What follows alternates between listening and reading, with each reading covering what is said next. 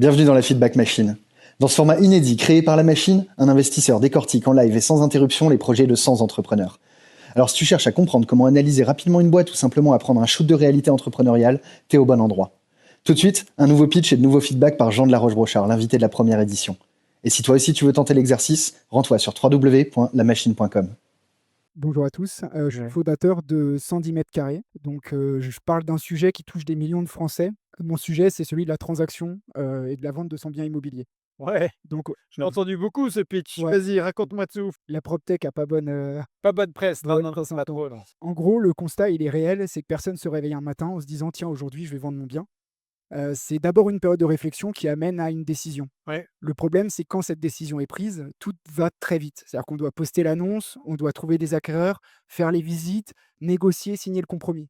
Et la plupart des vendeurs sont très mal préparés à cette étape, donc ils se retrouvent, par exemple, pour beaucoup d'entre eux, à surestimer leur prix de vente. oui, enfin, c'est pas que pour ça, hein. C'est juste Non, parce qu'en fait, ils ont tendance à surestimer tout ce qui leur appartient, hein. exactement. Ouais, Donc il n'y a pas de réalité du marché. oui, Ils vont voir sur un site que c'est à 6 000 € du mètre carré. Ils vont se dire: «Tiens, je vais faire une multiplication, bête et méchante et je vais me retrouver avec ce prix-là et je vais pas vendre». Donc je me suis posé une question, c'est pourquoi est-ce qu'on ne profite pas de cette période de réflexion pour préparer en amont la vente? Et OK. c'est pour ça que j'ai créé 110 mètres carrés. Mais Donc alors, comment est-ce qu'on prépare les gens à la vente, du coup? alors on les prépare comment? C'est-à-dire que la plateforme que j'ai créée, elle permet à des propriétaires de pouvoir présenter leurs biens avant d'avoir pris la décision de vendre. D'accord, comment Donc ça se passe? alors c'est très simple, c'est une plateforme classique comme on pourrait le retrouver chez n'importe quel portail. Je vais, mettre des photos de mon bien, je vais mettre une description de mon bien, la ville et cetera, donc des critères classiques, et en plus de ça, je vais mettre un montant estimé à l'instant T, qui est la valeur que j'estime. Et en parallèle, sur cette plateforme, des acquéreurs vont pouvoir accéder à des biens qui sont visibles nulle part ailleurs et dire: «Bah, moi, ce bien-là, c'est typiquement le bien que je souhaiterais acheter», et je vais me positionner sur une sorte de liste d'attente et attendre que le propriétaire soit vendeur. Et quand il est vendeur, je reçois une alerte en exclusivité, donc un peu comme du off market, OK. qui va me dire: «Tiens, le propriétaire, il est vendeur, est-ce que tu es toujours intéressé?» Et à ce moment-là, j'ai 2 possibilités. Soit je dis: «Bah non, entre-temps, moi j'ai acheté, j'ai un autre projet», soit je suis toujours intéressé et donc je vais avoir une confirmation qui va être envoyée et un échange des Et coordonnées. comment est-ce qu'on fait pour générer de l'attraction sur un sujet comme ça? Parce qu'on en a vu plein des plateformes Ouais. immobilières et elles se font toutes défoncer par ce loger à un moment donné et par le reste du marché avec les agents immo. Alors déjà, il faut savoir qu'en France, il y a 50 des vendeurs qui veulent pas passer par une agence Ouais, on la bancaire connaît le pitch, oui, bon. et c'est une réalité. Certes, C'est une réalité et il y en a que 30 qui y arrivent. ouais. Là, pour l'instant, moi, je suis en phase de pré-test, donc avant le lancement du MVP, et en fait, quand on discute, tous les gens sont dans cette situation à un moment donné parce que, tu vas avoir un enfant Comment tu supplémentaire. veux craquer le truc? Bah, l'idée, c'est que, déjà, moi, j'ai une ambition, c'est de devenir le premier réflexe, auprès des acheteurs. Donc, comment je fais les choses? Aujourd'hui, je suis sur une attraction qui est Des d'accord. acheteurs ou des vendeurs? Alors les 2.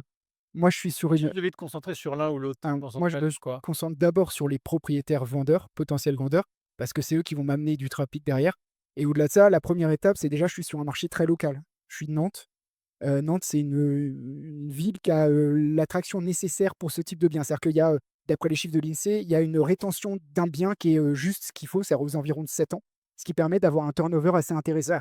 Et on a également une population, parce que moi je vise une population qui est plutôt moyenne classe, actif. Dans le sens où les gens qui ont de l'argent ou qui sont à la retraite, ils vont se retrouver à vouloir passer par une agence OK. immobilière. Donc déjà, il y a un marché local qui fait que, bah, tu vas acheter dans le même quartier, tu vas acheter la ville d'à Donc côté. qu'est-ce qui te c'est quoi? Qu'est-ce qui t'empêche de dormir la nuit? C'est quoi tes enjeux là, tes challenges? Alors, je disais là, j'ai fait un pré-test, Ouais, en 2 semaines, amis, famille, amis d'amis. J'ai déjà une trentaine de biens disponibles en visibilité, mais mon but, c'est d'accélérer de façon assez importante et de me retrouver j'ai avec une petite idée des pour toi. centaines. Dis-moi? Bah, en fait, le truc, c'est que si tu veux, créer cette marketplace et qu'elle soit massive, il faut sortir du sujet, transactionnel et j'aime bien l'idée de teasing dont tu parles, qui est à dire, mettre ton bien en avant, tu vois, avant qu'il soit, mis en vente.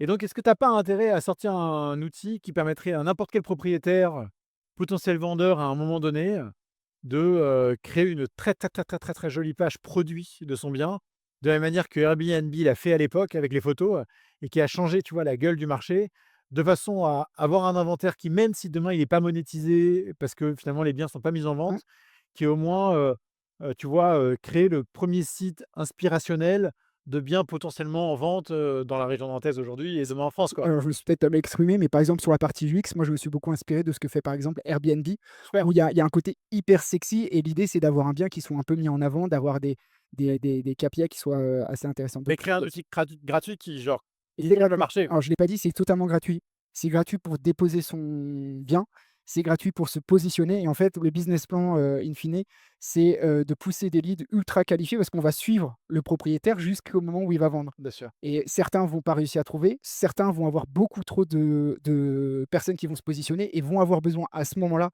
de De professionnels. Ouais, OK. exactement. Super, bravo, bah, bonne chance, hein. Merci. On espère que ce format t'a plu. N'hésite pas à liker, partager et surtout à t'abonner au compte de la machine pour ne rien rater de nos prochains contenus.